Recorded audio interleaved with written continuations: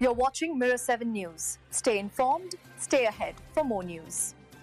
So let's talk about where the Detroit Pistons stand right now, and more importantly, where Cade Cunningham fits into the larger story of this week's NBA Power Rankings. We've reached the first real milestone of the season, that 25% mark where teams have played around 20 games, and suddenly the standings start to feel a lot more real. It's that point when trends stop looking like flukes and start sounding like predictions.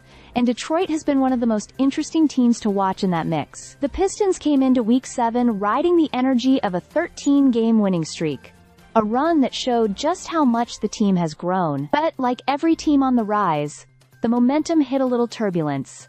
They dropped 2 straight, a tight finish in Boston, and another tough one against Orlando. Still, what made their bounce-back win in Miami impressive was how it unfolded. They built a massive 22-point lead, nearly gave all of it away in the fourth quarter, but held on just enough to steady themselves. It wasn't perfect, but it was the kind of gritty win that contenders eventually have to pull off.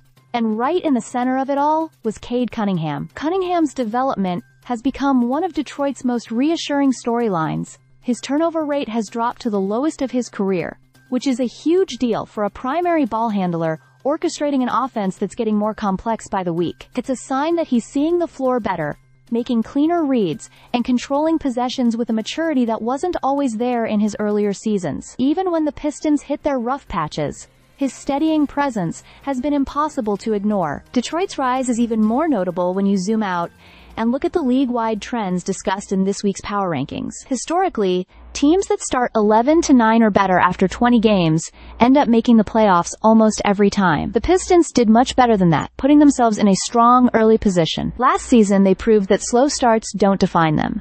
They were a number 6 seed despite winning only 8 of their first 20. But now they're showing what it looks like when their start aligns with their expectations. Of course, there's still a long road ahead. Teams around them are making big jumps.